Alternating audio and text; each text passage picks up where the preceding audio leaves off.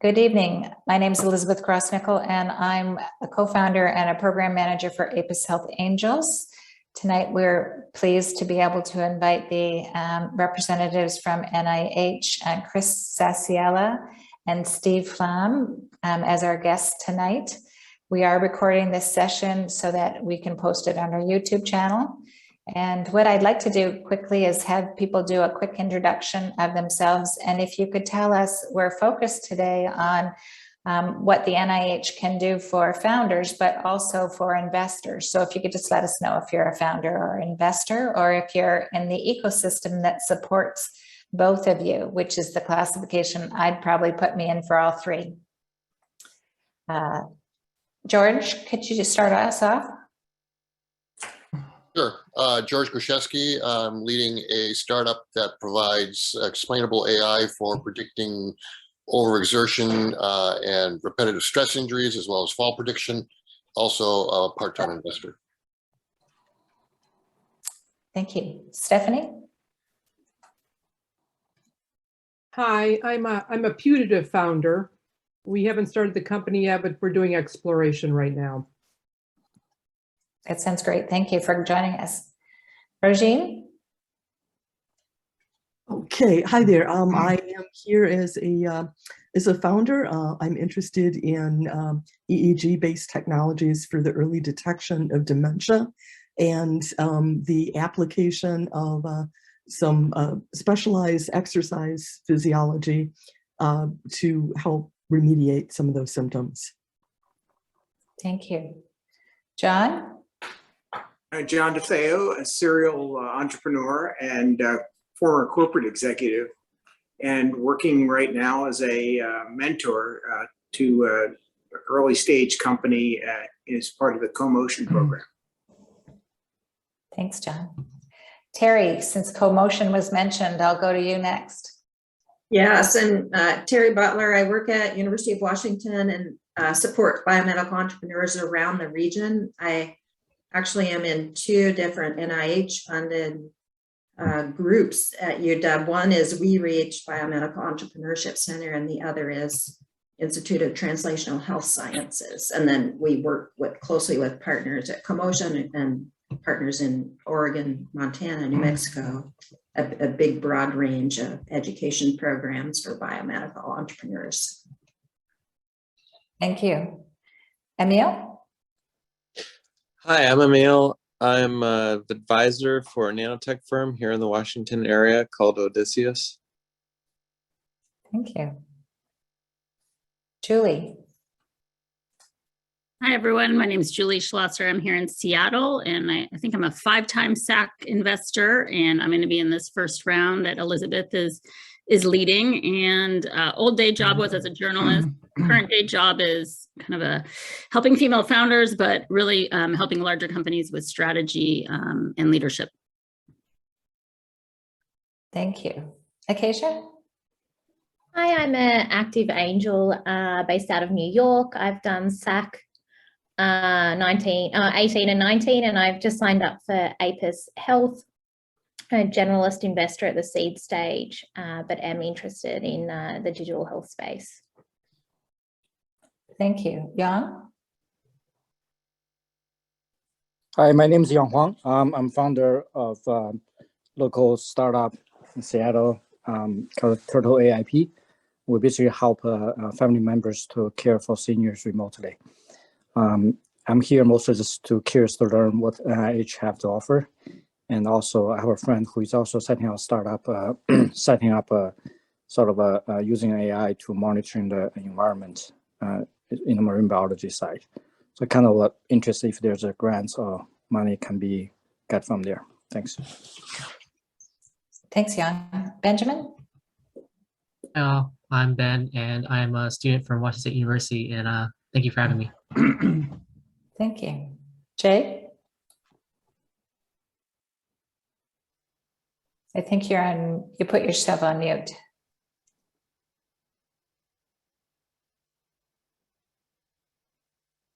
Okay. Vicky, why don't we come to you? Hi there, I'm Vicky co-founder of Zim Biosciences. We are a startup company. We have a patented polymer protein complex for wound healing, and our first indication is for radiation dermatitis. And we have applied for an NIH grant. Thank you. Jay, I'll come back to you. Would you just like to introduce yourself? Oh, okay. Sorry. Hi, my name is Jay Kim. I'm a founder of Sharp Medical. We are developing surgical lasers, and we are currently pursuing SBIR from NSF and NIH right now. Thank you. Emily? Hi there. Can you hear me? Yes, thank you. Yeah. So my name is Emily Reeves, and I have a private practice currently for like advanced nutrition counseling, where I kind of intersect nutritional genomics with developing personalized nutrition advice. And I am joining this call because I'm curious, like I would like to, I'm just curious like what the NIH has to offer for more of like a private practice type of situation. Thank you. Paul, would you just like to introduce yourself?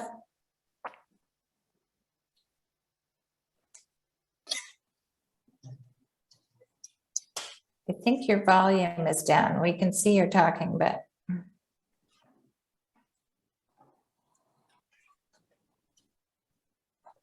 Okay, let's go to Catherine. All right, sorry about that. There you go, yeah. Okay, I'm Paul Leach, CEO and co-founder of Verticore Technologies. We developed an orthopedic wearable to treat back pain without drugs or surgery. We spun out of Texas Medical Center's Accelerator Program. Thank you. Catherine?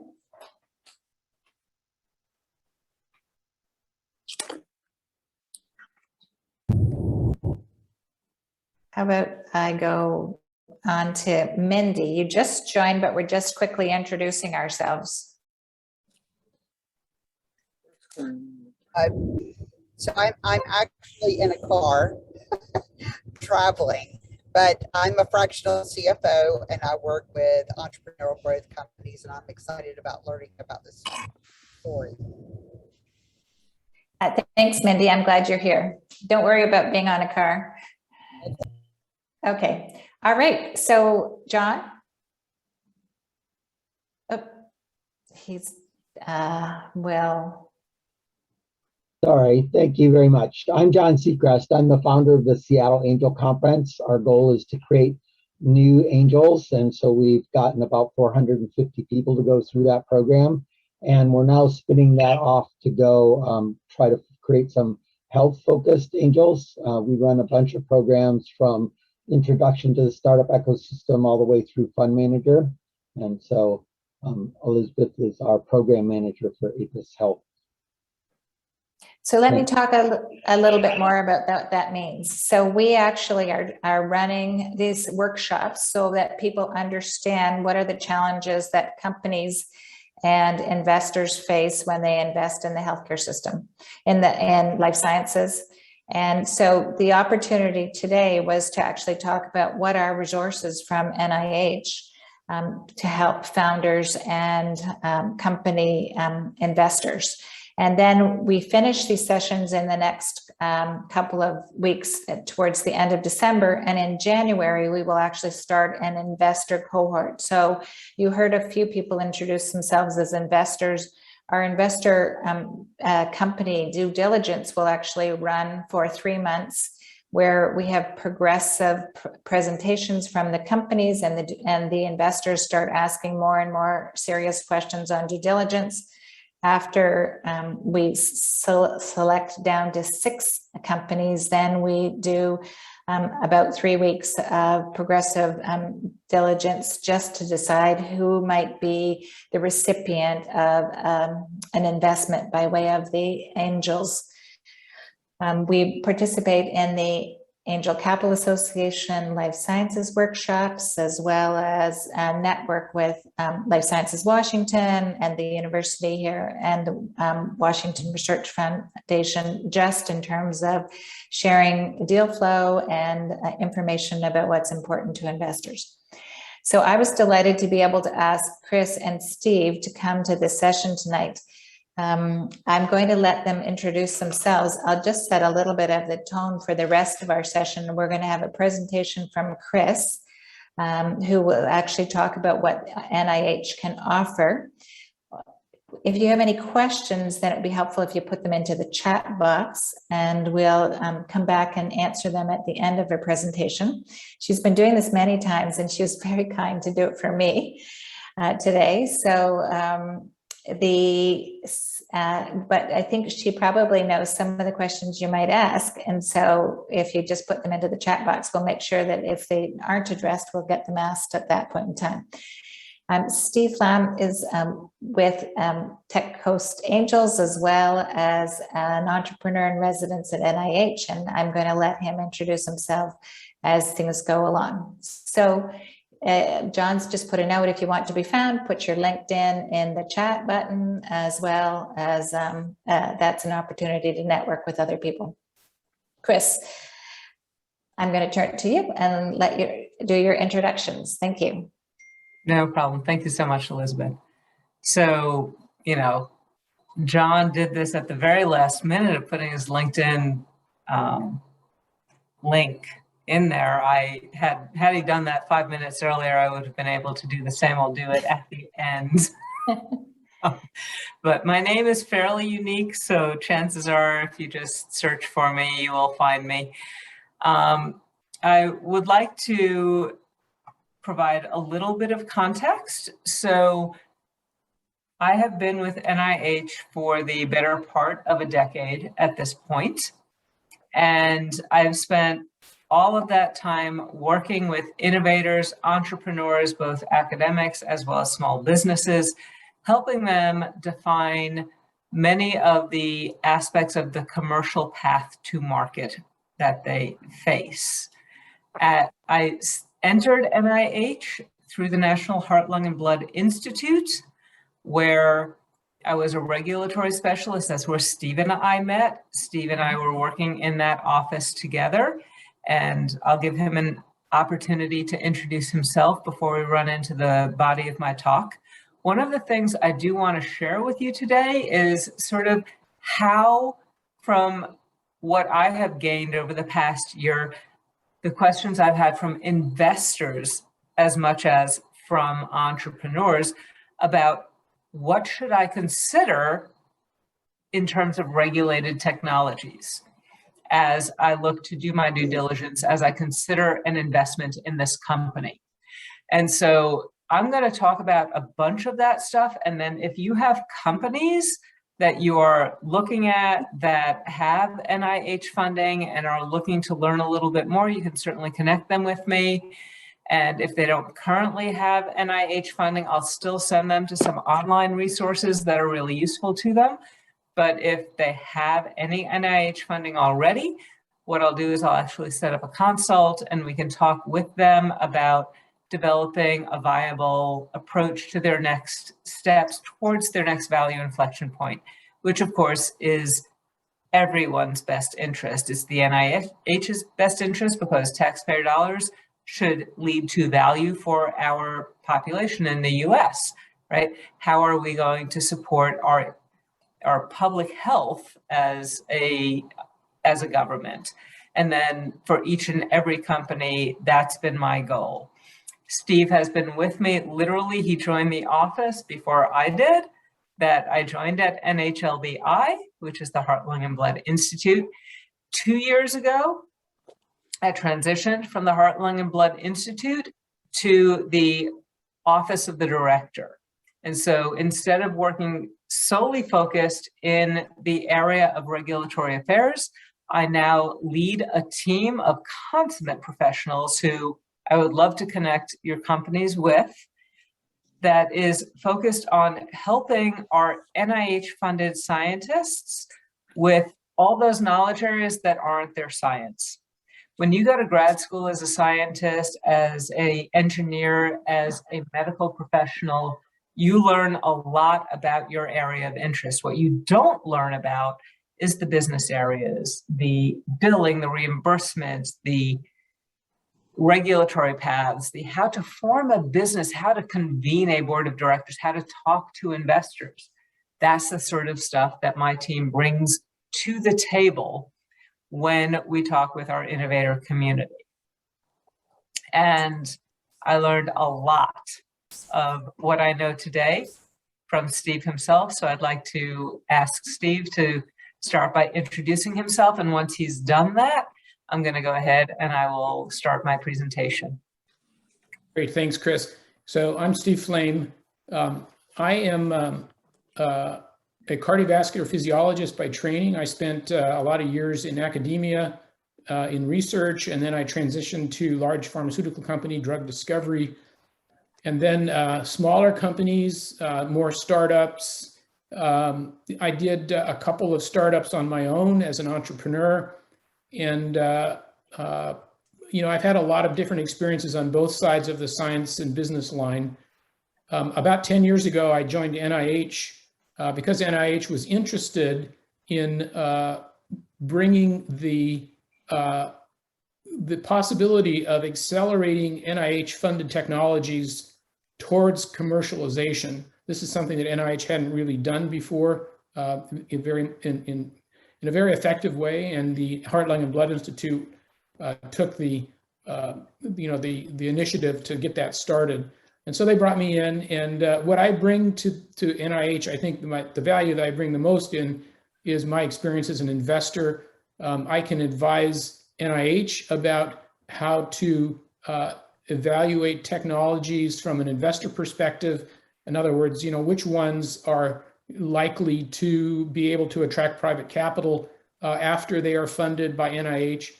But I also put my hat on as a Tech Coast Angels member. I'm a member here in San Diego. And we do a lot of investing in healthcare technologies here. And so, you know, I speak to entrepreneurs here in this region, and I also speak to investors who are trying to understand how to do healthcare investing. So I think I'll leave it there, turn it back to you, Chris, and then later on we can get into some of those issues as we need to. Chris.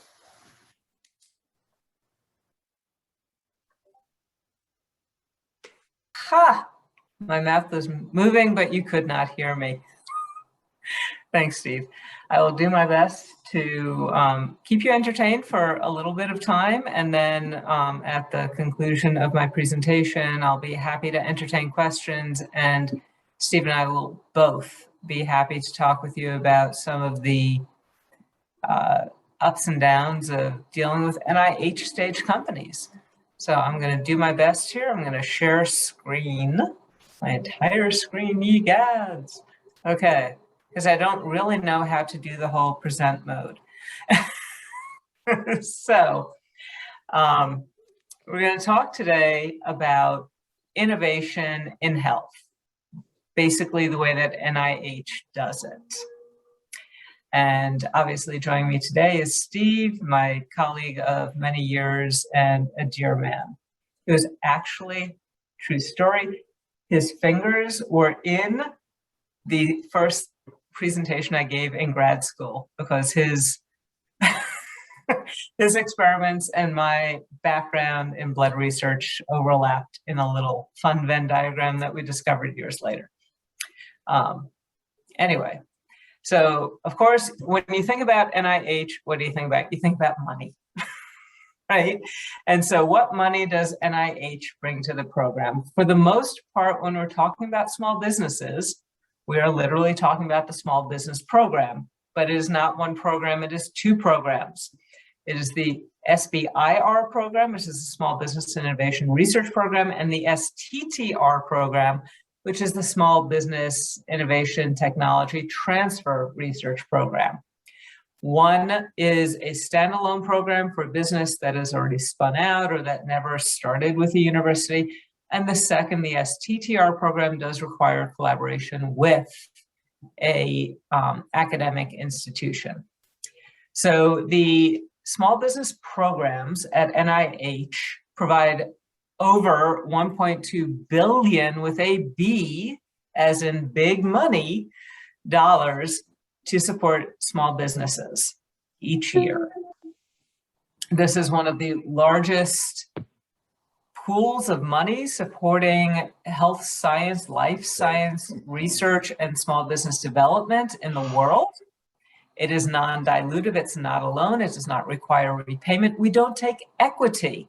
There is no stake that we take. This is taxpayer dollars moving into the potential for public health.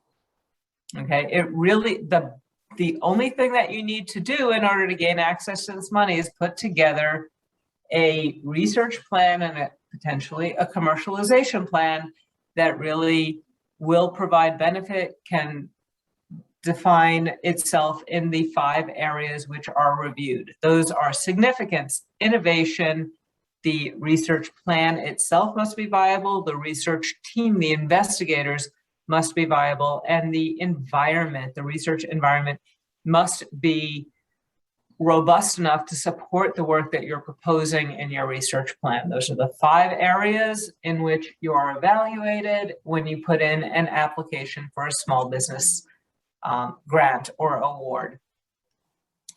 The program is a phased program. I'm going to get into that in the next slide. So for the beginning, in theory, you do not need any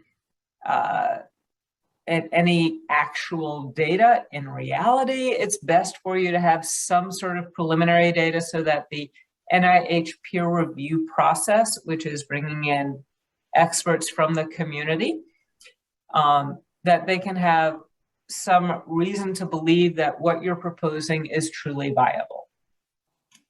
But technically, it is not required. The funding comes in phases. There are tranches of funding. Phase 1 is approximately a quarter million dollars. It's intended to support 6 to 12 months worth of research. And in many areas that NIH covers, that is sufficient. In some areas, that money has to go a little bit longer for aging research or some of the diseases that have longer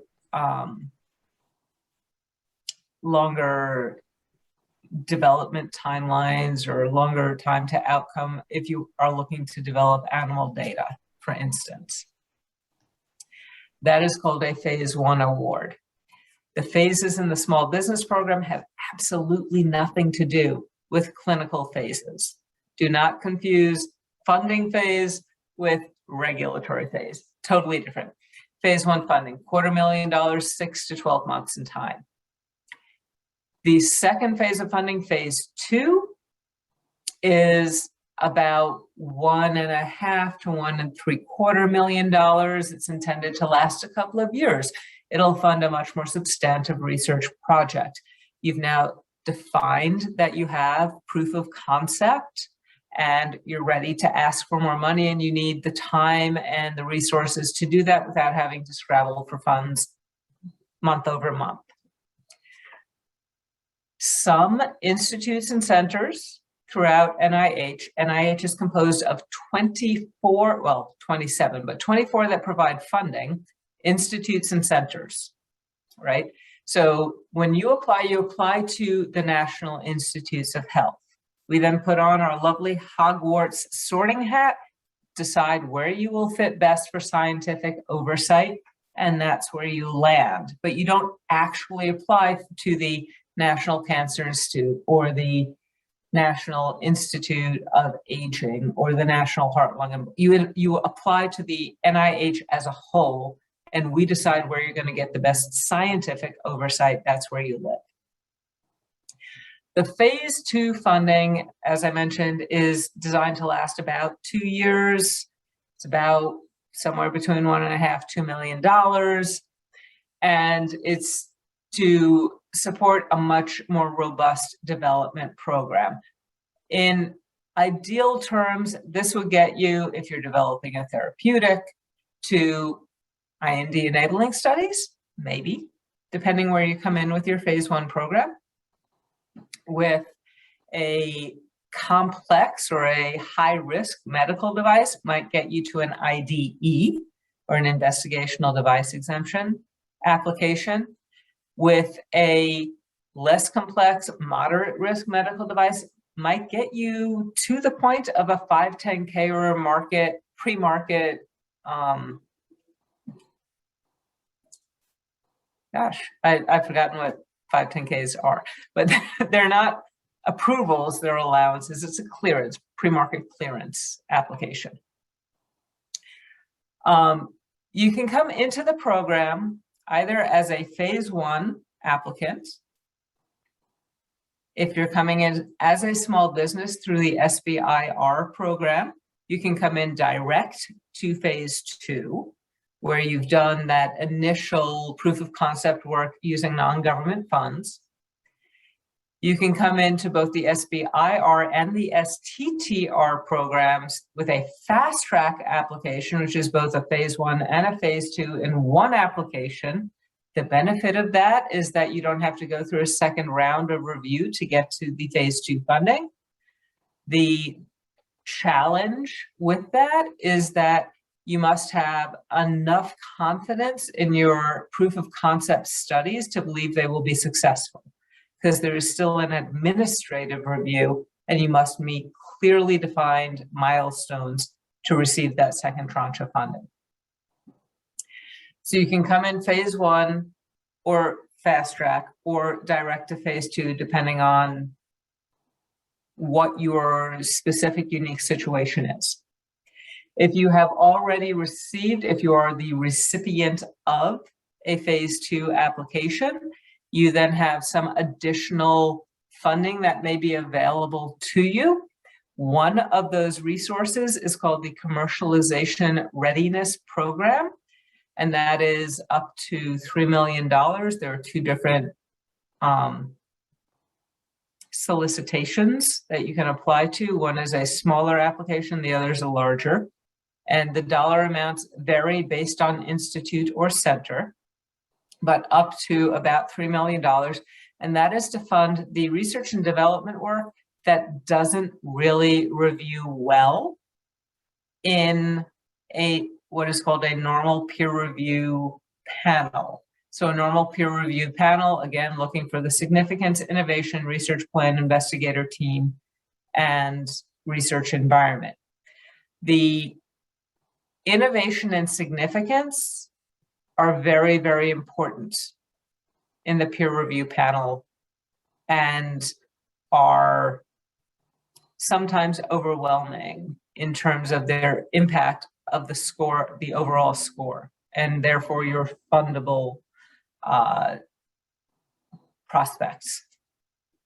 Once you have a phase 2 award, if you apply for the Commercialization Readiness Program, the criteria are still those same 5 criteria, but the weighting is a little bit different, and the panels, that the peer review panels themselves, are composed of slightly different people that are much more focused and experienced and knowledgeable about things that that program focuses on. So I've been talking around this.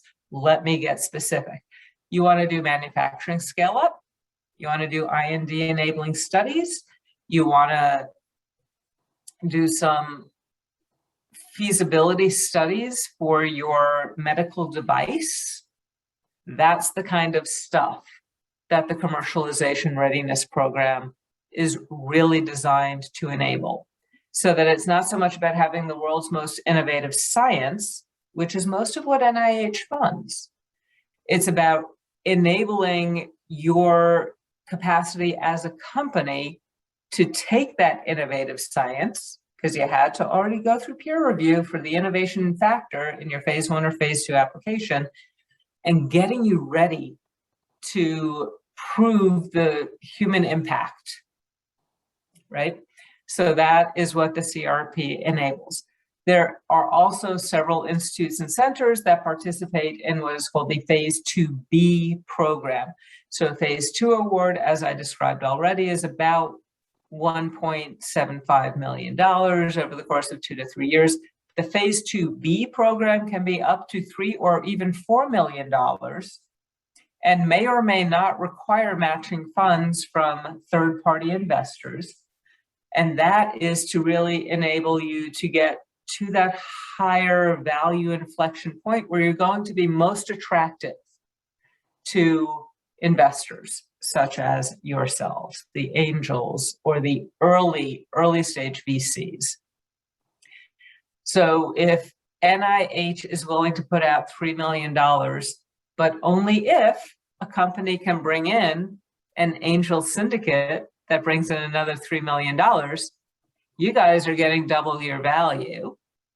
We are getting investors who are going to sit on the boards of those companies, connect them with the additional investors, their network, that are going to open their wallets, potentially, success being proven over time, and really help move those companies out of the taxpayer funding realm and into the private funding realm. So that is the phase 2B program.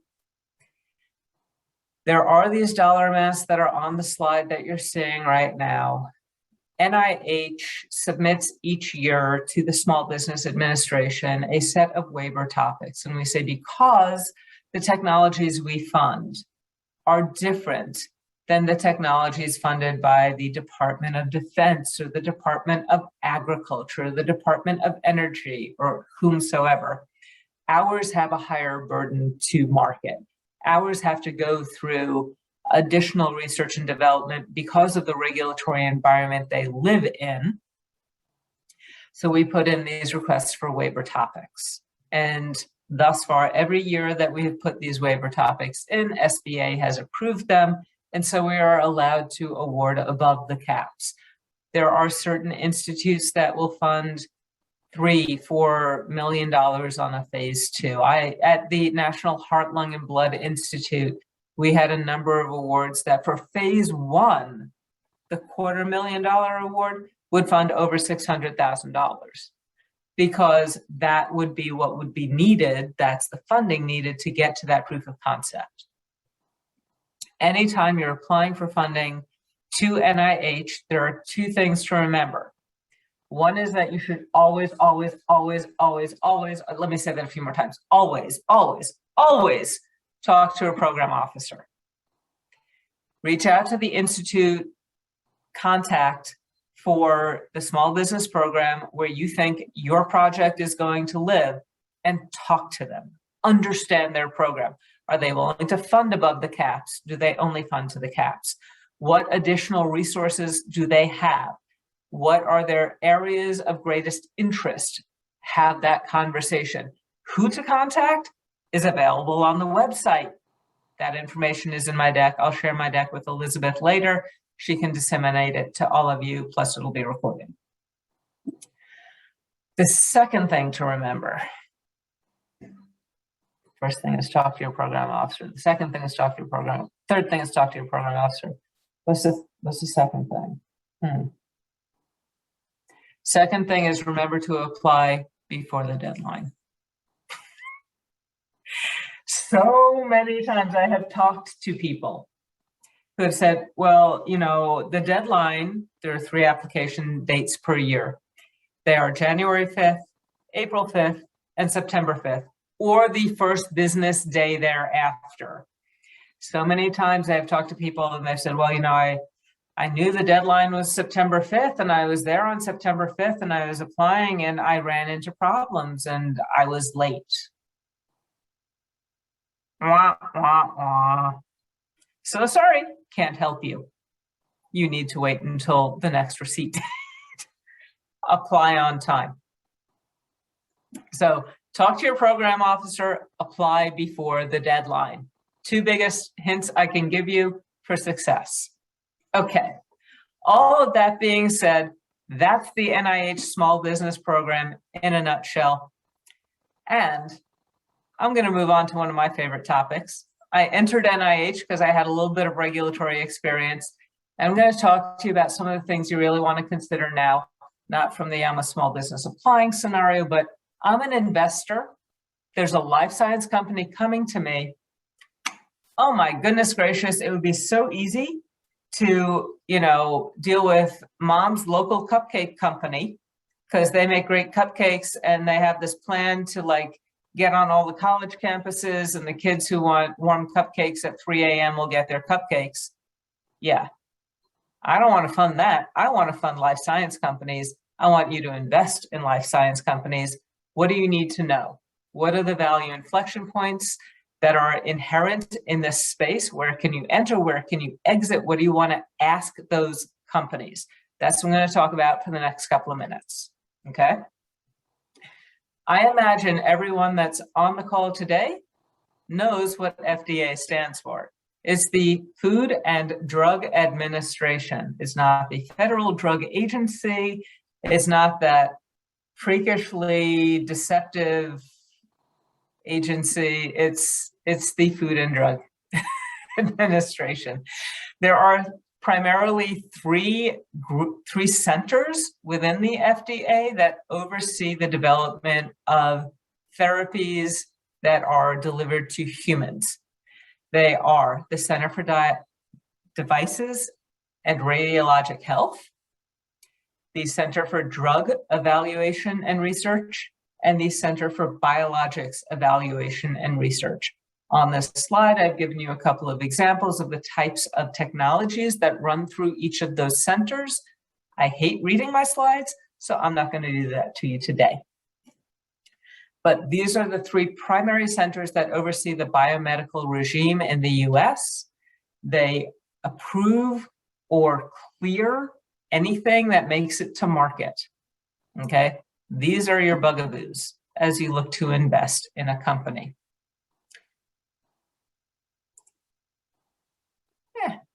I'm going to start with the Center for Devices and Radiologic Health. Devices are a big thing. Angels, typically, from my experience and from my conversations with Steve, don't really have a huge level of dedication to the long time frames and the higher burdens of therapeutic development. If angels are coming in, you guys are probably coming in with the shorter development horizons of devices and diagnostics. So that's where I'm going to start. Medical device regulation. Medical devices are categorized in one of three ways. They're either low risk, medium risk, moderate risk, or high risk. If they're low risk, truly low risk, these are things that will be essentially exempt from FDA oversight. The burden to get to market for things like that is you need to tell FDA, I'm manufacturing this, it is a medical device, and I'm going to put it on market, but you don't need to file a whole lot of paperwork. You need to register your manufacturing facility, let FDA know what you're manufacturing in that facility, and maintain records of any complaints or issues that are having, have a quality management system in place, right?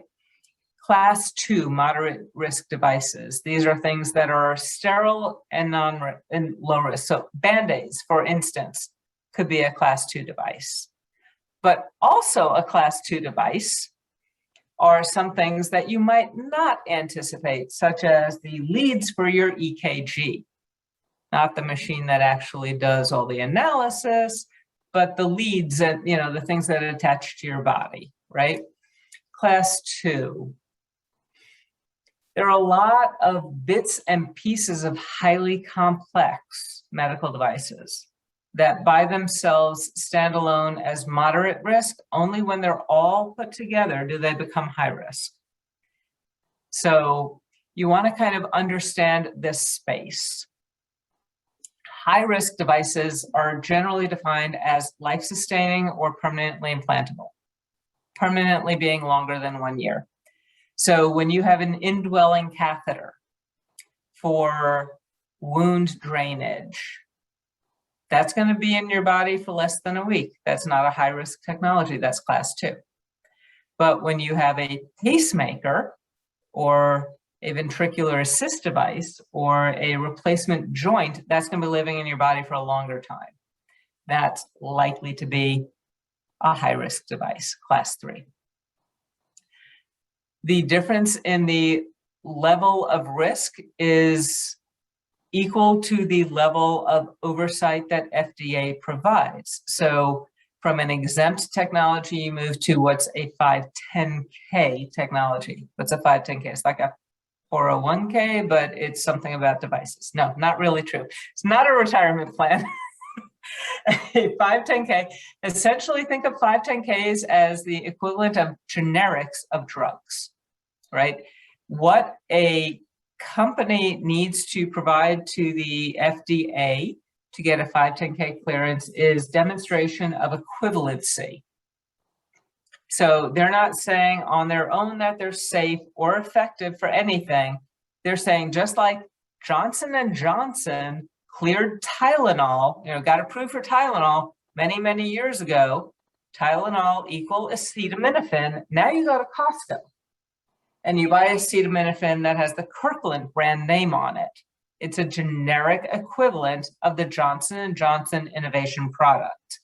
A 510K application is just like that, but a medical device. So there is something out there that I am kind of like, and I can prove that I am substantially equivalent to what already exists. What already exists demonstrated its safety and efficacy, so I don't need to do that. I can simply say, I'm essentially like this, so I can go to market. Doesn't mean there isn't innovation in it. NIH funds lots and lots of technologies that are 510K technologies. There's still plenty of space for innovation there, but there's not the burden of all of the clinical data and all of the everything else that comes along with being the innovator. It's a great place to live. It's where, if angels are likely to invest, it's usually where they come in. It's the 510K space. There are some technologies that come in, medical device type technology. And medical devices cover diagnostics and digital health, as well as crutches and things like that, right? Like, so not just the hip implants and the crutches, but the diagnostics and the digital health that go along with them. There are some technologies that come in that aren't really high risk, but FDA hasn't seen them before. When that's the case, that's where the de novo 510K comes in. And that's a designation process. So the amount of information a company would need to provide to FDA is somewhere between, I'm just essentially equivalent to this other technology, versus I'm high risk and I need to show full clinical proof. All right, so the de novo application is a slightly lower bar than the pre-market approval for high-risk devices, which always require clinical validation data and demonstration of both safety and efficacy, and slightly higher than the 510K, I'm like that guy, because there is no that guy to point to. So you need to set the standard. It's that in-between space. Once a company comes in and has their first de novo application or designation, as it's called, approved, they can then reference that de novo designation and submit a 510K based upon that. Of course, everyone else can come in and do the same. So it's an entry point for new technologies. IP becomes a big consideration at that point. Okay, so I'm gonna run through pretty quickly now a little bit more about medical device regulation. For 510K exempt technologies, these are the class 1 low-risk technologies.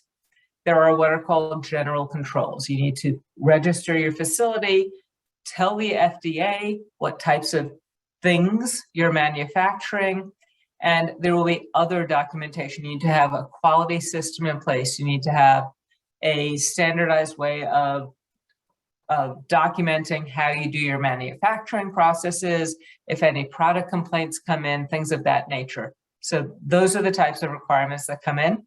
You do not need to submit the other documentation to FDA. All you need to submit to FDA is your registration and product listing. It's a pretty low bar. All device manufacturers need to comply with this level of documentation, okay? But class 1 510K exempt manufacturers only need to comply with this level. And as you can see, pretty fast time to market if this is your path, right? Like a year, basically, plus or minus, depending on your level of savvy. If you are a moderate risk device and you require a 510K clearance, it's going to take a little bit more time. You need to demonstrate that substantial equivalence to whatever your predicate technology, the pre-existing technology is that you're going to claim your equivalent to. You don't need to be identical to that predicate, but you do need to be substantially equivalent, sort of like reasonable doubt for a jury. It doesn't mean you're absolutely 100% certain, just reasonable doubt, right? That you're guilty. So you're not guilty, you're good to go. This is, excuse me, the most common path to market for medical devices, whether they are diagnostics or more traditional medical devices. When I was at NHLBI, I had numbers on a slide, and it was something like, 150 technologies were exempt, 700 technologies were 510Ks, and 50 technologies were class 3. So it's really the vast majority of technologies, medical devices, and diagnostics that fall into this 510K space. There is required testing. You do need to provide the results of that testing to FDA to demonstrate your equivalence. Many times you can get to market with nothing more than bench testing. No human samples need to be involved.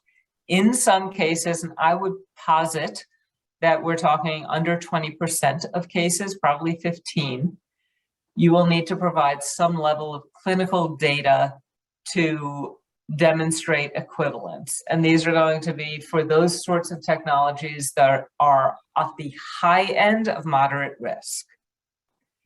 All of the information about the types of testing you will need to perform for these types of technologies exists online. There are webinars which I have recorded, my colleagues have recorded. I can send you the links to them that tell you how to search for that information, right? Very easy to find what you need to do, and FDA will be happy, or CDRH at least, will be happy to talk with you and validate that your plan for data development is appropriate to get you to market. The time to market and review times are on the slides. Again, I'm not big on reading my slides. The de novo clearance pathway. This is a moderate risk technology that just doesn't actually have a predicate. Could be exactly the same technology being used for exactly the same use as something that's already on market, but instead of using a traditional manufacturing method, you're going to go with additive or 3D printing type manufacturing method. That changes the regulatory risk. That will take something from being a traditional 510K to being a de novo application. Not that huge a deal, but it does require, if it's a new technology type, a new indication, you're taking something that's only ever been used for cardiac use, and now you're using it for liver diagnosis, for instance, the liver disease diagnosis. You're taking something that exists and was well known in this space, but you're moving into this space. You're taking something that was used to be used in adult or geriatric populations, and you're moving it to youth and neonatal populations. That sort of change is a difference in the risk profile. And for something like that, FDA may decide you are a de novo technology. If you are a de novo technology, not a problem. You go ahead, you meet with FDA, you understand all of the tests and data you need to provide, you provide that, and then you can use that clearance, that approval, to serve as the basis for all the iterations of your technologies as you expand your indications, as you improve and iterate on your technology. All of it is already there. The highest risk technologies are the PMA Class 3 technologies, PMA standing for pre-market authorization. This is the most extensive path to market. These are the implanted life-sustaining sorts of technologies that always require clinical development in humans. The at least final stages of that will always require what is called an investigational device exemption or an IDE. This is akin to if you were developing a small molecule or biologic drug, the investigational new drug application. This is an investigational device exemption. There are varying stages of studies from, I want to test this in a couple of humans in order to optimize my design parameters. Those are the early feasibility studies, through traditional feasibility studies in 2 to 4 handfuls worth of people, or the pivotal studies. Typically, clinical studies for medical devices do not exceed 150 people. It's rare to find something that even goes that high. Most pivotal trials for medical devices are under 100 people. They're relatively inexpensive in the term of life science development. If you think about things like Repatha, the alternative to statins, right? The PCSK9 inhibitor, 18,000 people, and they still didn't achieve the full market exposure that they were hoping for, right? A medical device, a couple of hundred people. It's pretty small comparatively, right? Anyway, information on the slide for you to move forward with. There are diagnostics that are not FDA regulated. These are laboratory developed tests or clear wave tests. Laboratory developed tests can only be performed in the laboratory in which they are developed. When someone comes to you and says, I'm going to develop an LDT and then I'm going to market it to the world, they're lying to you. That's illegal. They can't do that. A laboratory developed test can only be performed in the laboratory in which it's developed. Otherwise, it needs to be something that receives a 510(k) clearance and is therefore marketable to a broader audience. Do not be fooled by this. That's my words of advice. Digital health technologies. There is a lot going on in the digital health field. And this is an area that is about as clear as your local salt marsh in terms of the clarity of water. It's murky, it's swirling, it's ever changing. If you have a digital health product that is coming to you and it is not a general wellness technology, general wellness is I'm going to track your heartbeat, and I'm going to track your weight, and I'm going to track your number of steps and your just general basic parameters. I'm not going to give you any advice. I'm just going to track it. If it falls outside that realm, you should receive a knowledgeable opinion about whether or not that technology is going to be regulated. Bring that person in during your due diligence. It's worth your time. It's worth the money. Because if you're investing in something and an innovator is coming to you and saying, I am not regulated, I'm a digital health product, and what their digital health product is doing is informing clinician action, they are likely to be on the border of regulated, and whether they fall on the unregulated or the regulated side is not for them to decide. It's for FDA to decide.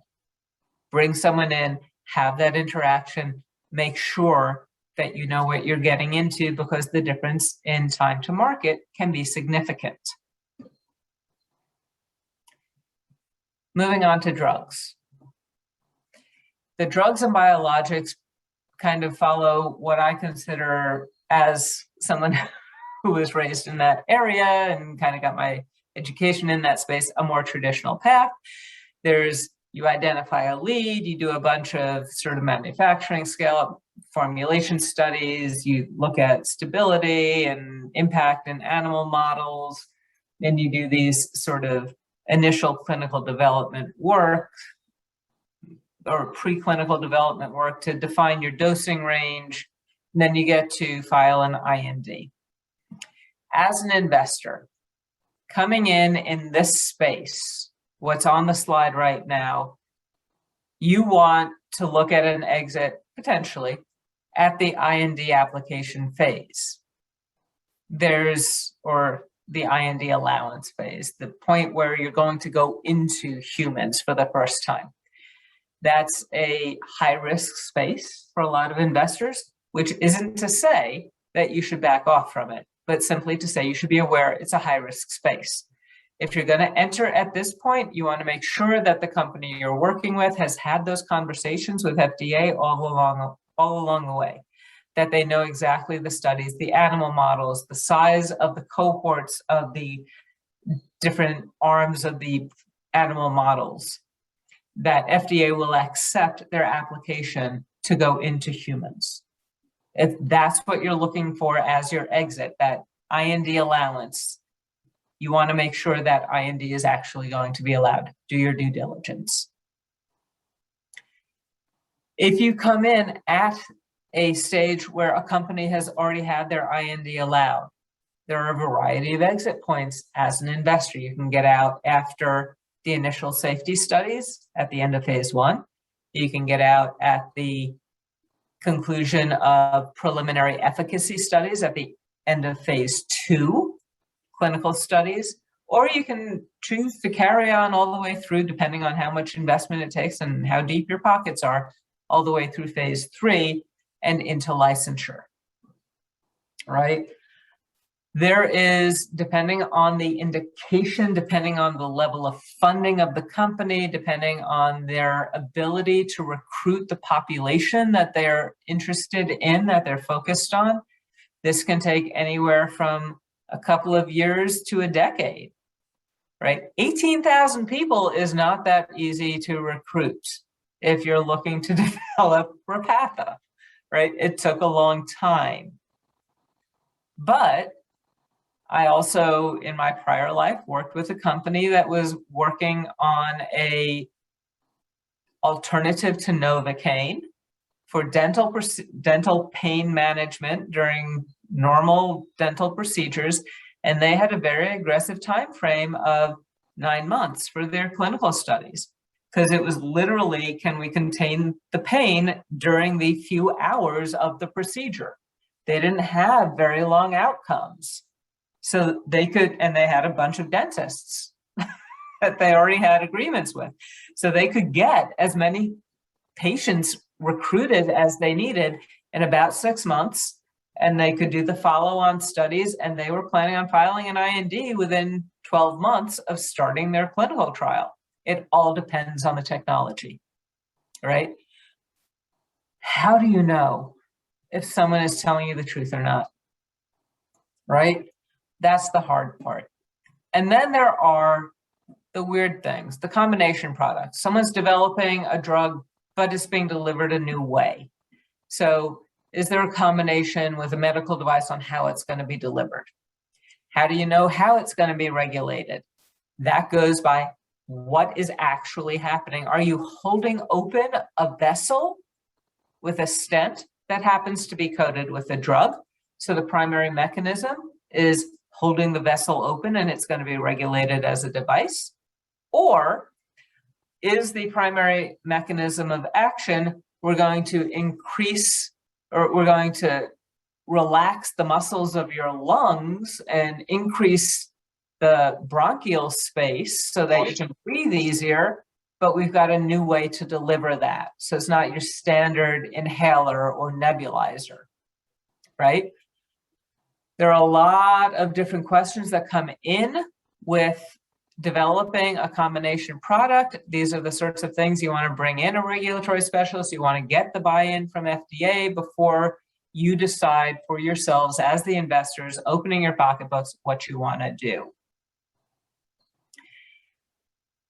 Every week, every month, I talk to innovators and they want to be a special child.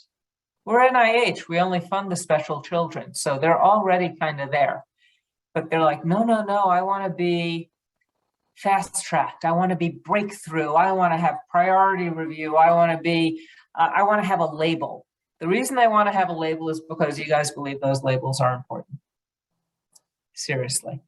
They think they will gain attention from investors by being part of one of these special programs at FDA.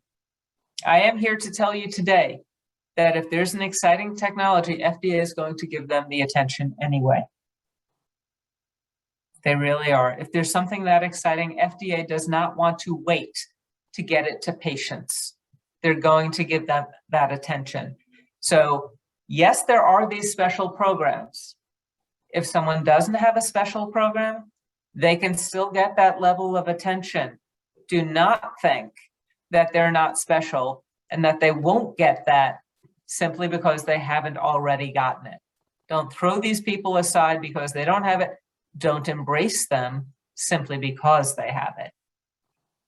Most of the time, all this means is that when it comes time to review a marketing application, they'll get a little bit more attention. But the time it takes to get to putting in that market application is dependent on so many other factors that becomes the minor part of what it takes to get to an exit. There are also, of course, small population programs. Now, these do potentially add value. However, if you're developing something for an orphan indication, make sure that innovator has buy-in from that patient-focused group that is, the families that have kids with this condition or the kids that have parents with this condition. If you don't have buy-in from the patient-focused groups, it doesn't matter if you have orphan product designation because you can't recruit the patients. And recruiting the patients is what gets you to market because that's what develops the data. That being said, if they have the designation and they can bring in the patients and they demonstrate effectiveness, there are great benefits in terms of exclusivity and being able to charge a profit on the specific indication, and it can be a stepping stone to a broader population at times. Okay, that being said, as I hope I've conveyed to you already, when it comes to small businesses and what they say they're going to do to get to market, trust them by all means. Smiley, we trust everyone. Everyone's working in good faith. Validate. How do you validate this? Sometimes your small businesses are being optimistic. There are outreach offices at each of those biomedical centers that I mentioned in my earlier slides. They can reach out to these centers or these offices for initial validation. You can also ask them, what meetings have you had with FDA? What do the meetings of those minutes, what were the outcomes of those? What are the agreements you have in place with FDA? And you can ask during due diligence for that. As long as you're under an NDA or some other similar sort of agreement with the company, you can ask them for that information, and you should. Because you want to invest from a knowledgeable position. And the only way to have knowledge is to have data. And in the case of regulated technologies in the US, that comes from FDA. Okay, so now that covers the basics that I wanted to convey to you about sort of the risk profile for these types of technologies. And I want to move on to one final slide before I bring Steve back into the conversation. And trust me, he's much more interesting than I am to talk with. what I want to talk with you about is if you have a company that is funded by NIH or a pre-company innovator that is funded by NIH, what can you get? I can't tell you what you're going to get across all of NIH. I can tell you what you'll get from my team. I am the Innovator Support Team Lead for the Small Business Education and Entrepreneurial Development Office. I just need to take a breath after that. It's a lot to say all in one breath. What that means is I work with all of the institutes and centers across NIH with their innovator communities, and I help them understand everything but the science about getting their technology to market. I personally, stupidest person on the earth, can't do that. These are the people who do it, right? I have a great cohort of entrepreneurs in residence, investors in residence, experienced professionals. These are people who have worked for Fortune 500 companies, who have had startups, who are active investors, who are on boards of directors, who have run J-Labs incubators. I mean, these are amazing people. They know more than I will ever have the opportunity to forget in my life. Those are my entrepreneurs in residence. I have intellectual property expertise. I only have one face up here, but she represents more than one person, I promise. I've got regulatory and reimbursement people on my team who span the spectrum from lab developed tests. Francesca, or she's right over here. She worked in a local hospital system running their clinical lab. She developed any number of tests. I don't even know how many tests, like 20, 30 different lab developed tests. She understands everything about running a CLIA lab and getting those tests up and running and on a billable platform. We have regulatory experts. We have people who have regulatory expertise in small molecules and biologics and medical devices and digital health, you name it, we've got access to it. And I want to bring it to your innovators to help them streamline their path to market. And why? Because I work at NIH and our mission is to improve the public health of the nation. I want to take those innovations, I want to bring them from not just bench to bedside, but also bench to boardroom. And that's where you guys come in because you're the investors and you'll take a seat. On that note, let's move on to some discussion. Want to talk about some of the best practices for investing in life science companies. And in order to facilitate that, as I showed you on, where is it? I'm losing my control of my mouse here. On this slide, as I said, my face isn't on that slide. We're going to bring in Steve. So, Steve, take it away. Fantastic. So I know we're at that stage where we want to really open it up for questions, but I'd like to make 2 points to sort of kick this off. First thing is that we have both entrepreneurs seeking investors on the call, and we have angels who are probably trying to understand about life science investing on the call. So let me make a point to the investors. So I joined Tech Coast Angels back in 2004. At that time, we were about 30 people located here in San Diego, and we invested about 10% of our investments were in life sciences or healthcare technologies. And all the rest of them were in high-tech materials, other types of businesses that did not require regulatory approval. When I joined, I was one of the first people in that really was interested in life sciences and healthcare. And, so we pushed that direction. And in San Diego, we've got a lot of healthcare technologies. And so today, so it's, almost 20 years later, we're over 300 people, and we invest probably about 60 to 70% of our investments are in healthcare and life sciences. And it's taken a lot of time to understand how to do that.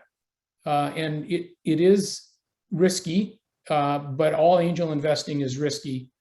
And one thing that we can say with assurance, looking back over these years, is that it's probably easier to get a win and an exit when you're not struggling with regulatory approval as a company. And so investors, like it when you don't have that risk.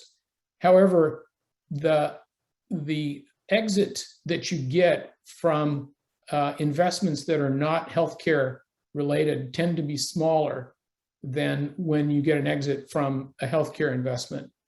So for what we found is that it generally takes more money to get an exit out of a healthcare investment, and it takes more time and it's more risky, but the magnitude of the exit is always quite a bit larger than it is for non-healthcare investment. So if you're an investor, if you're an angel, and you're thinking about adding healthcare to your portfolio, you have to be careful and you have to really understand what to do. But it has for us has been a good move. And then for the entrepreneurs in the audience, one of the first things that I always like to talk about is when you're raising your first capital, you need to understand the different investor sectors. A lot of the early stage entrepreneurs think, well, we're going to go to the venture capital firms and we're going to raise $3 million.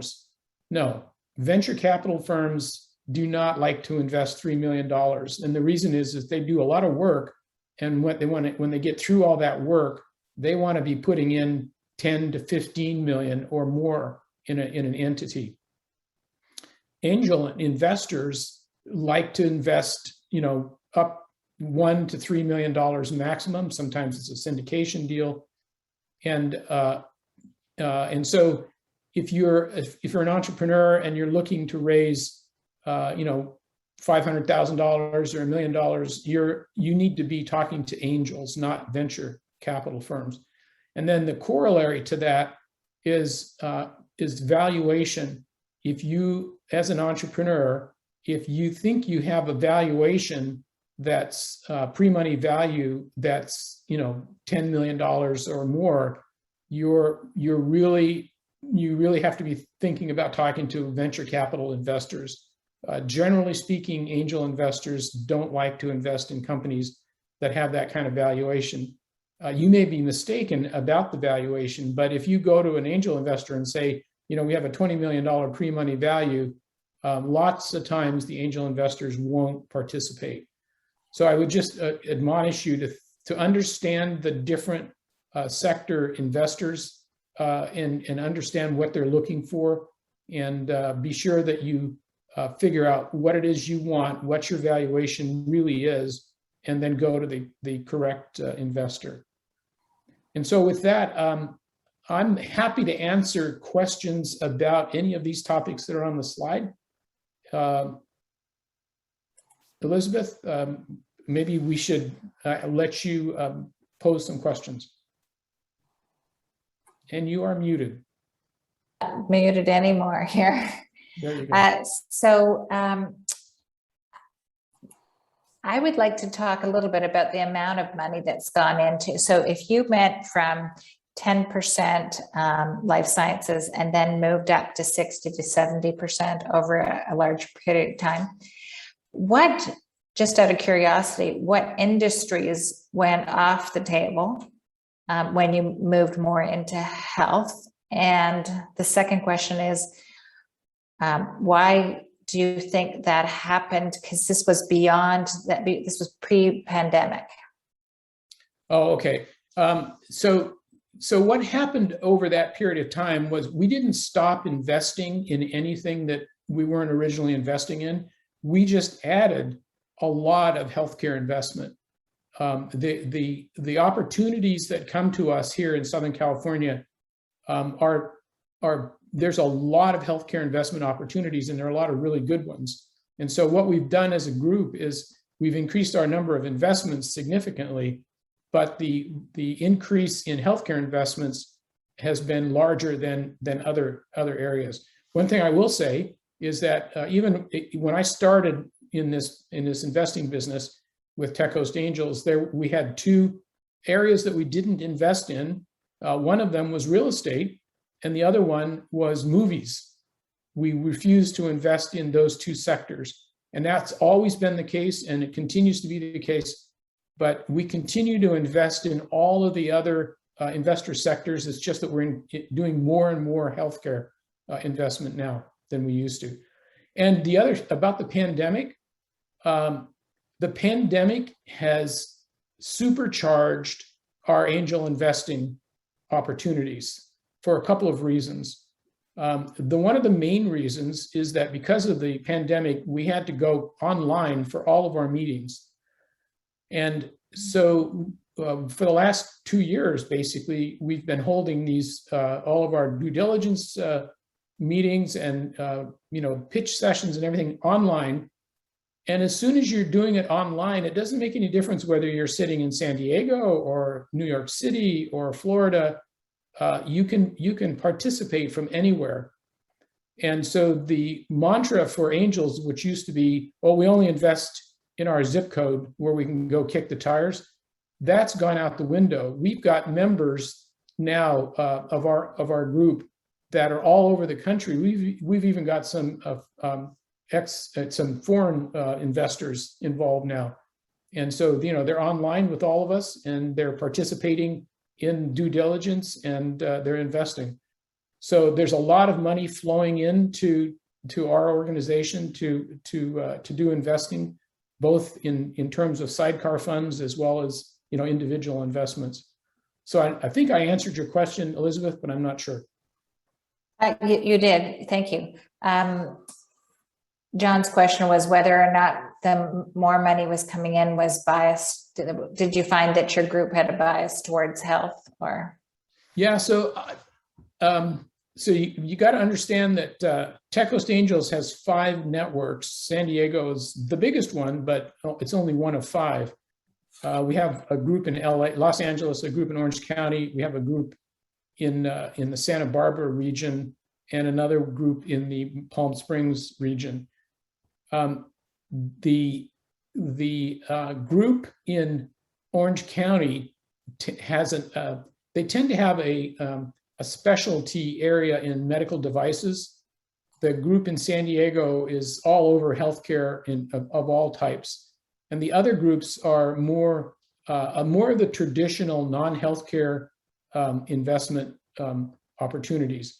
The biggest ramp up in healthcare, though, has been in the San Diego group, and a lot of the reasons for that started out because of all of the biotech activities that are going on here in San Diego, and so we got a huge deal flow just from the local area, and in that that kind of fed on itself. We were getting some good opportunities. The money came in, people invested in these opportunities. Others outside recognized that things were going on here, so outsiders joined, put more money in, and then now, of course, it's as I say, it's online. So we have now companies coming to Tech Coast Angels from all over the country and applying for funding. So we're getting a lot of healthcare technologies from outside of the San Diego region as well. Thanks. Caitlin has her hand up. So could we ask if it'd be possible for her to ask your question? Sure. Yeah, so I think you just kind of answered it right there. Your website makes it sound like Tech Coast Angels only does Southern California, but it sounds like during the pandemic, you've expanded that out. Are you now investing in companies outside of the Southern California region? Yeah, so what I used to tell everybody is that if you are a Southern California headquartered company, you should apply to Tech Coast Angels and we potentially will lead the round. But I was admonished recently by our group. They said, that's really no longer true. You can be outside of Southern California. If you have a deal that is attractive to Tech Coast Angels, we'll look at it. So I think that geographic restriction is really no longer in place. It always helps if you have a lead investor or an investor group that you bring to the table when you come to Tech Coast Angels. If you already have a lead, then it's much easier to get TCA to engage. But it's not a requirement anymore. You just have to apply. And if the group likes what they see, they'll invite you to participate. Okay, thank you. And a question for Chris, when you're looking at kind of the typical 510K timeline that most companies are up against, and you look at kind of what the NIH SBIR process looks like, it seems that the timing of the cycles are a pretty good fit if you're a company that's spinning out of academia. But for companies who are jumping in full-time teams, the kind of 18 to 24 months that's pretty typical from let me think about applying, actually complete the application and go through the whole process.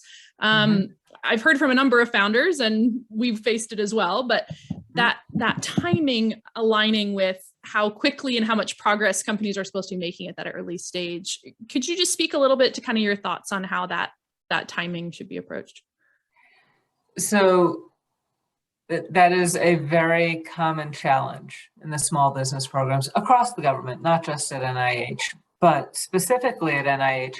The time from application to funding at NIH on average is 8 months, which is not commensurate with the pace of innovation by any stretch of the imagination.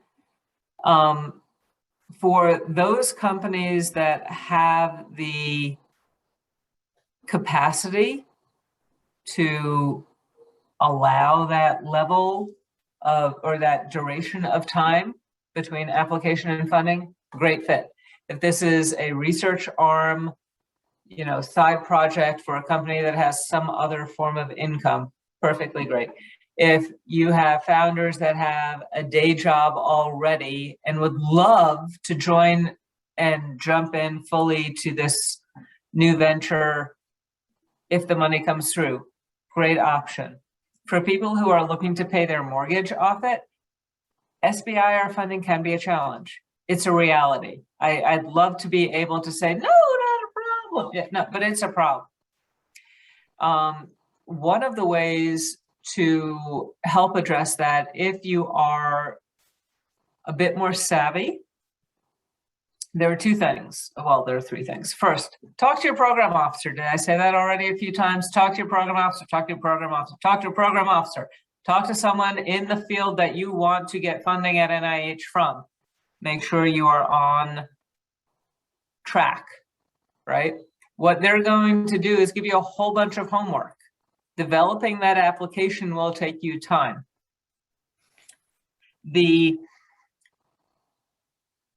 Talk to your program officer, number one. Number two, actually read both the application and what we call, because we're in the government, we used to look acronyms and numbers and all that stuff. SF424 application guide. This is the Bible for insomniacs. If you have ever had trouble falling asleep, please try to read this. It will end all your insomnia woes. The National Heart, Lung, and Blood Institute has a silent S for sleep. It would all be solved if people just tried to read this thing. It's a several hundred-page PDF that tells you everything you could ever need to know about how to apply for NIH funding. It actually does answer your questions. You don't understand what it says, or you don't read what it says, and you send me an email and you're like, Chris, I don't understand. How do I fill out this section? I'm literally going to go to that document. I'm going to search your question. I'm going to copy and paste that information. I'm going to send it back to you. That is all I do. I am not smart. I know how to use Google, right? Actually apply appropriately, hit the timelines, all of that. The third and somewhat more ephemeral aspect is understanding grantsmanship.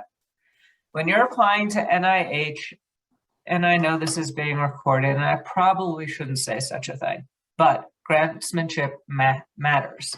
It matters a lot.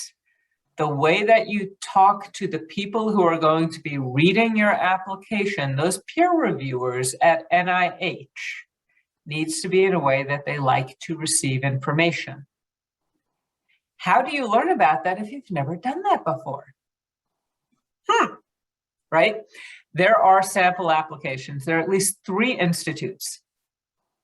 The National Institute of Allergy and Infectious Diseases, or NIAID, the National Institute on Aging, or NIA, and the National Cancer Institute, NCI, have posted scrubbed, redacted, secret sauce sort of removed from the equation, successful applications online. You can see how people talk about their innovation. And if you're talking about your innovation in a way that's completely different from the way someone else has talked about their innovation and they got money, you might want to consider rephrasing it. Is it good? I'm seeing the question there from John. Do you want to hire someone to write your application? A challenging question. You are going to know and be most passionate about your innovation, more so than anyone else on the face of the earth. You should write the application.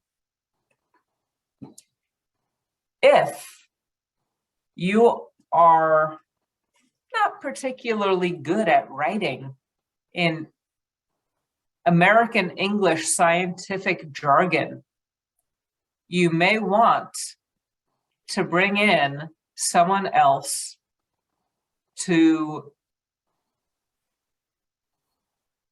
massage your application.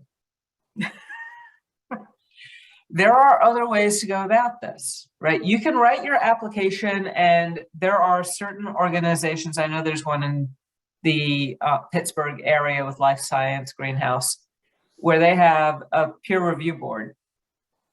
And many universities, if you're affiliated with the university, have boards that will review an R01 application for associate professors looking to move to full professors, to ensure that the application is as complete and addresses as many of the predictable peer review comments as possible before it's actually submitted. So if you can convene a mock peer review panel, that can help. I have counseled more than one applicant that if they can explain what they're trying to do, if they can talk about their, what we call specific aims, the primary objectives of their research, and get their kids' friends to understand it, or their cousins at the Thanksgiving table to understand what they're trying to do, then you can probably explain it properly to the peer review panel. If you are talking to someone and their eyes guys are the drills kind of coming out of the side of their lap there, and yeah, no, you're losing them, you're not going to make it through peer review very well. Right? But if you can convey in clear, concise language what you're trying to do and keep in that your passion for what you're trying to create, how you're going to improve the health of the nation. If you have the capacity to do that, don't pass it off to someone else. If you do not have that, then find someone who has that same equivalent passion who can help you bring that forward. But I know there are many, many, many consultants out there who will say, for $5,000, I'll write your application. Yeah, and then you end up paying $5,000 and they also don't make it through peer review.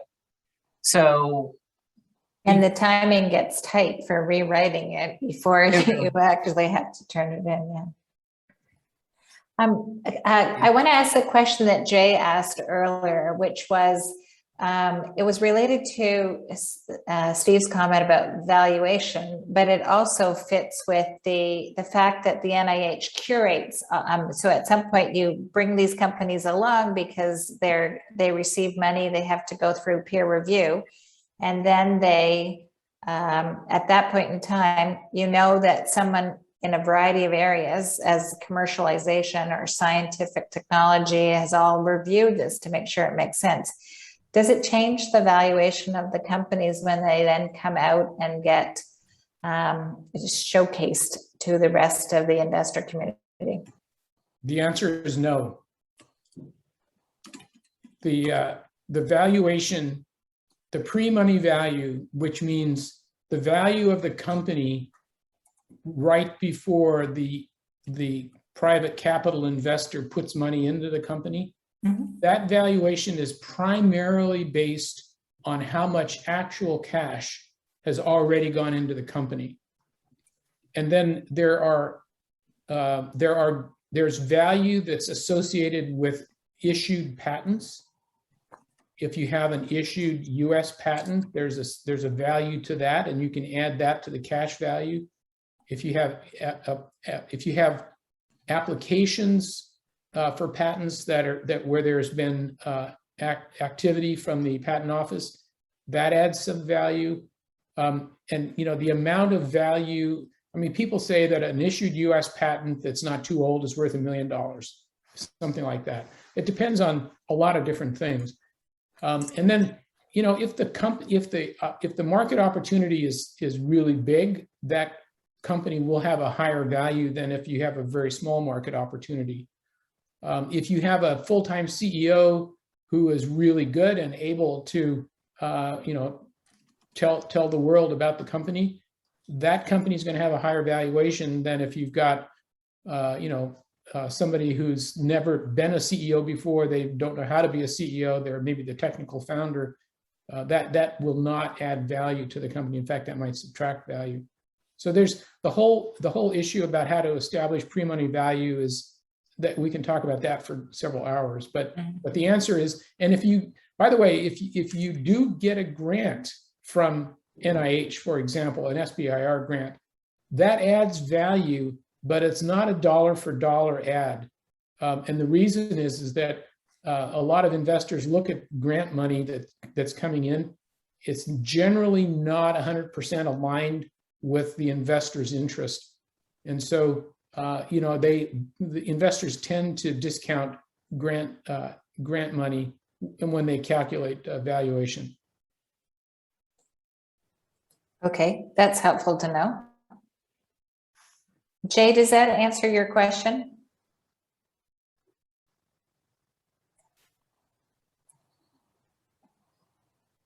Well, he's pausing on. Yes, it does answer my question. But if that's the case, why people apply for NIH?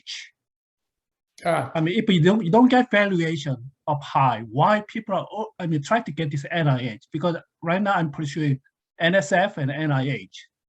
And I'm not sure, I'm trying to raise the valuation of a company. At the same time, of course, ultimate goal is to try to have the device that I'm designing it to the market. But at the same time, I wanted to have a company valuation up so I can raise more money from it. The reason you apply for NIH or NSF or DoD money is that it's non-dilutive. That money comes in, and then you can use that money to achieve a milestone, a significant milestone. Once you achieve that milestone, that's when your valuation goes up.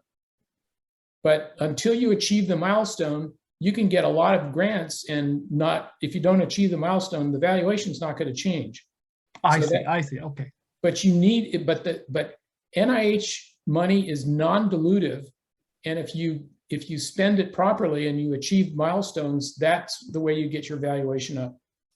I see. Okay. Yeah. Meeting a milestone. Yeah, that makes sense. Yeah. Thank you. I'd like to kind of jump in. Is Emily still on the line? I'm hoping she is. Yes. Okay, great. So, Emily, you talked about you posed a question talking about using whole genome sequencing for early detection of conditions and nutritional interventions. There are parts of NIH that do focus on that type of science and development. So depending upon the condition you are looking to address, an application could land at a number of places. I pulled this up because I always get it wrong. The National Center for Complementary and Integrative Health is one such institute, but the National Heart, Lung, and Blood Institute funded the studies that led to the DASH diet, right? There are studies on the impact of nutrition on asthma severity and on cancer, quality of life for cancer patients. Depending what you're trying to do with that, there may be a space for it at NIH. The way you would identify where a given project would live would be to write up, essentially, you could anywhere from a couple of sentences to a paragraph describing what you would want to investigate with your research project. Take that paragraph, and I'll put the link in a minute, post it into the NIH Matchmaker website, which is part of NIH Reporter, which I'm just talking government talk now, so I'll just shush. But if you put it in there and you click the button that says find similar projects or find similar programs, something like that, I don't remember the exact wording on it. It will tell you where that project you're thinking of will be likely to live at NIH across the 24 institutes and centers. Once you identify the right place where your grant would be supported with scientific oversight, then you can identify who you want to reach out to. So I'm going to put 2 links in just a moment. One is going to be to Matchmaker, and the second is going to be to the contact page for all of the small business program contacts at NIH and actually across HHS, because it's all on the same page. So if it were CDC or FDA or the Association for Community Living, and there are a bunch of parts in HHS that have a small business program, all of those contacts are going to be there. NIH Matchmaker will tell you which one to reach out to with your questions about FIT. So can I just weigh in on this a little bit too, because I'm going to make a point here. I'm not sure, Emily, what the technology is that you're talking about, but if you're developing a technology that you think will be useful to other companies, other researchers, in some way, and you want to, say, form a business around it, you want to get an SBIR grant, you're going to need to attract private capital at some point. And one of the first things that, even in an SBIR application, you're going to have to lay out what your intellectual property protection is for the technology.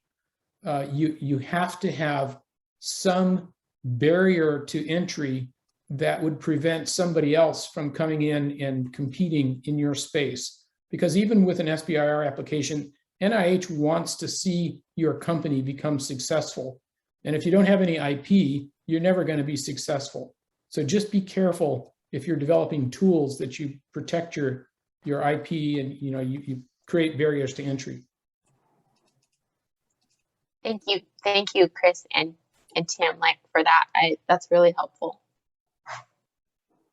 Yeah, I will look into those things. I also, the USPTO, the United States Patent Trade Office, actually has a number of educational resources, which I can put in the link, which will actually help you understand how you could protect your IP. So it tells you some strategies on how to go about that, which might be useful when you're first starting out. Yeah, I mean, there's a bunch of different strategies. There's trade secrets. which means that, you know, like Coca-Cola, it has a trade secret. Nobody knows what the formulation is. It's a very valuable bit of intellectual property. There are patents. There are trademarks. There are, you know, software protection for software algorithms and all that kind of stuff. So there's a lot of different strategies. You just have to think about it ahead of time, because your investor and even your SBIR reviewer will look at your IP strategy and, you know, try to understand how it is you're going to protect yourself. I just put it in there now. Thanks very much, Steve, for that suggestion on that. John, I saw a question from you a little earlier about raising $3 million. How do you raise $3 million? It's too big for angels and too small for venture. That's a really good question. The $3 to $5 million raise it's really hard.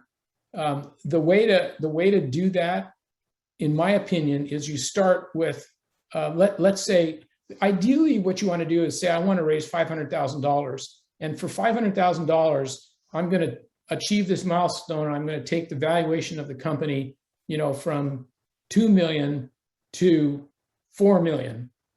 And then you can say, okay, now I'm at 4 million. Now I'm going to raise another $750,000, and I'm going to achieve the next milestone with that. And then you raise the valuation from 4 million to 10 million because you've achieved some significant milestone. And you sort of do it stepwise. That's the most traditional and you know, risk-free way to build value. Yeah, less risky for sure. And we want people to do that from the angel point of view because it gives us visibility into that milestone process. But usually when you're talking about government programs and you say matching funds, then they want the committed funds ahead of time.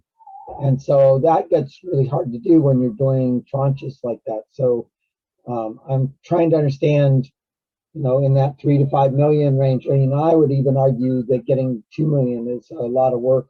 Yeah. If you're trying to get it all at once from angels.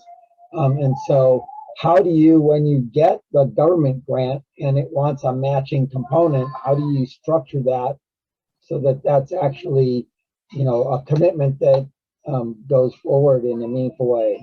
Okay, so let me give you two answers.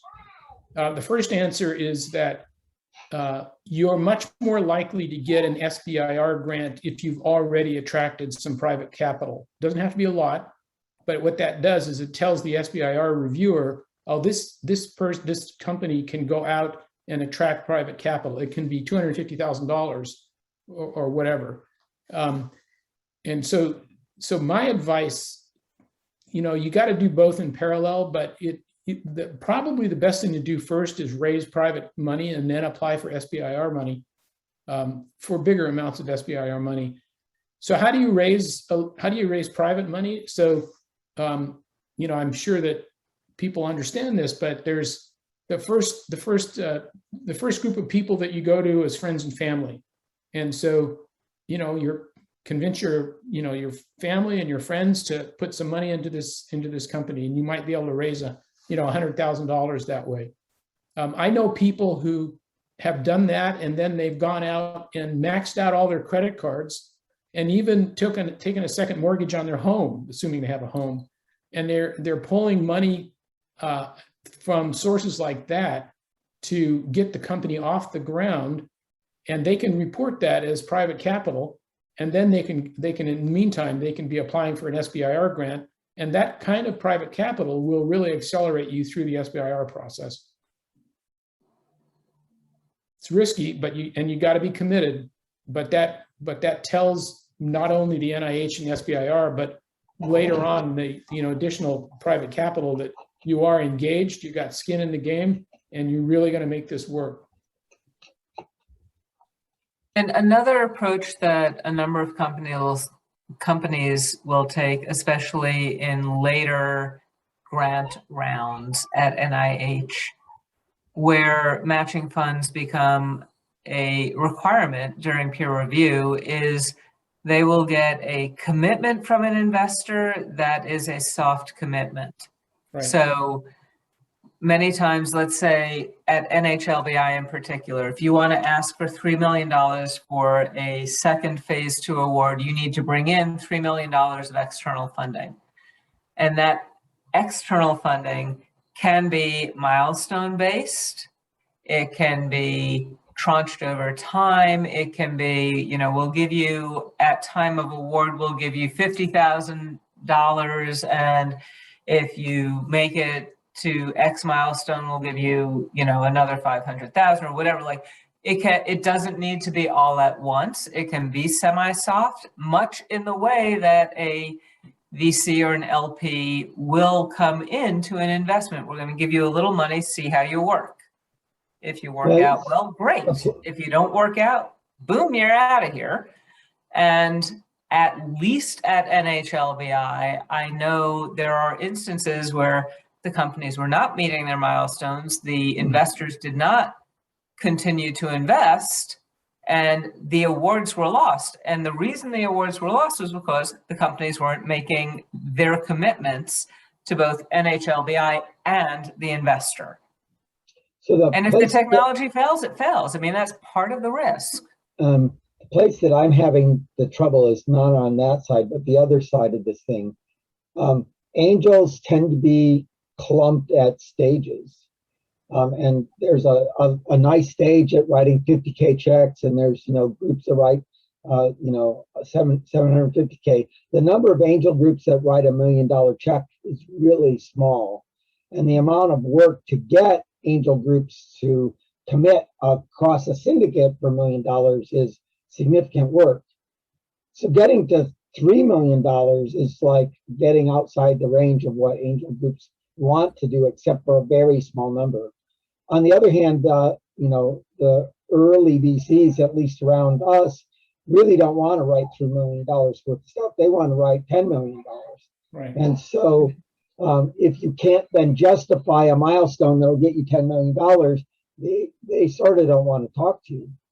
And so structurally, who is going to write those checks in a way that's meaningful? And it's not processing for me. I'm not understanding it. If there were a way to, you know, build a series of bridges in there where you take commitments in stages for that, that's great.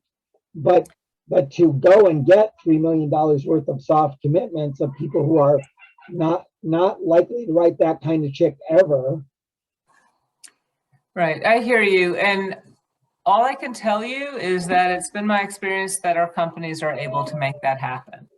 Right? We, as the NIH, have committed a fair amount of skin to ensuring that our companies know how to go out and talk to investors. The team that I put up earlier, all of those people, that's what our focus is. Our focus is to get them off the federal payroll and into the private space. And we help them understand everything from how to talk to investors. I put a link in for a series of webinars. You get to see Steve work with one company on perfecting your pitch, right, in that series. And we help them understand all of the business aspects so they can go and talk to those investors, help build that confidence. And do they get all $1 million or $3 million from one space? Possibly not. What they have to come in with is a plan to get that money.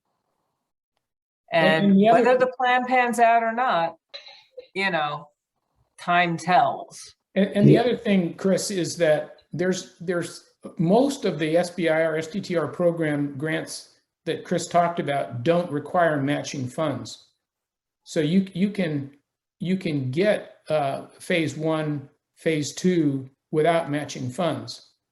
And even some phase 2Bs do not require. It depends. Like NHLBI and the National Cancer Institute require matching funds, but other institutes may not. It depends on the mission space, and that's why it's so important to, let me say this a few more times, talk to your program officer, talk to your program officer, talk to your program officer.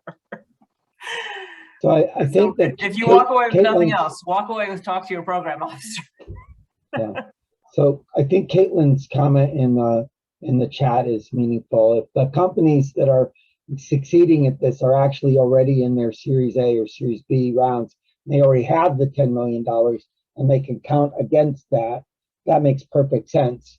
But those aren't the ones that I'm seeing. I'm seeing the ones that are a very early stage seeking the 750,000, and their probability of raising 3 million is relatively low. So, you know, John, just to clarify, yeah, I wasn't saying use the same money. What I was saying is to Steve's point a minute ago, the smaller amounts don't require matching. The larger amounts that require matching, if you're already a Series A and you're looking at going to a Series B and you're planning on raising another round, some of that coming from non-dilutive and some of it coming from dilutive, you know, for example, with BrainSpace, there are additional indications we'd like to go after that we may be able to do earlier if we can get the SBIR funding to go alongside our VC funding, as opposed to waiting until we have that profitability to fund it ourselves. So it's those larger grants could be being used by companies that are further along than yeah, it makes total sense. Just yeah, there's some problems for the early companies that are not in flow yet, right? Where they're trying to go and they haven't gotten going yet, and they're getting the small amounts. And SBIRs require matching funds don't work for them. But not all of them do. No, I got that. I got that. Okay. I've written my share of SBIRs, so I'm aware of the process the hard way. Yeah, but if you, so like Caitlin, if you've already gotten a Series A, you're on your way. You know, it's just a matter. It's a matter of, you know, convincing private investors and, you know, SBIR with matching funds. I mean, that should be doable. If you've already closed to Series A, you should be off and running. So, but Steve, if you're advising a company that's already raised a Series A, are you going to be pointing them in the direction of SBIR? I feel like by that point, your momentum's such that maybe the SBIR partnership is less valuable. And that kind of comes back to John's point of the people who need SBIR the most are those who don't already have those later stage. So my view of this is that so if you've raised a Series A, you're going to have a much better chance of raising more private capital, but you also have a much better chance of raising bigger money through SBIR. And my advice is, even for companies at that stage, do both at the same time. It requires bandwidth, but you should be going out talking, you know, going to pitch sessions, talking to private investors, and you should be applying for SBIR funding because you need to have both. And, you know, you gotta hedge your bets here as best you can. I think this is a very good conversation, but I'm sensitive that we're now up to 7 o'clock.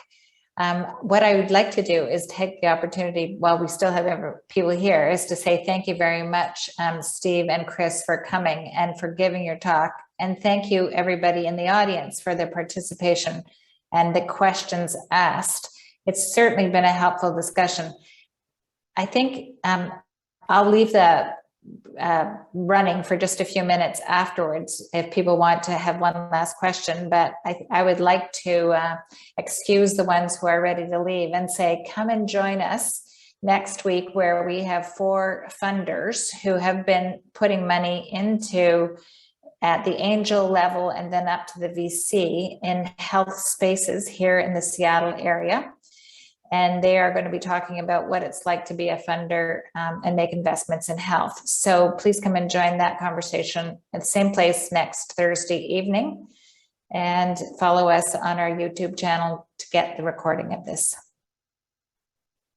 Oh yes, we have next Thursday at noon, we have Gus talking about how to start up a company. So if you're in the earlier stages and still needing to figure out how to put your GUST profile in, which is one of the ways that we accept registration into the APIS Health Angels program and the SAC program, then if you want to know how to put your financials and your business plan and your strategies into GUST, then come and see us next week.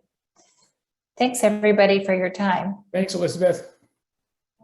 Really appreciate the willingness to be here. Absolutely. Absolutely, a pleasure. Best of luck to all, both in your investments and your endeavors. Thanks so much. Thank you.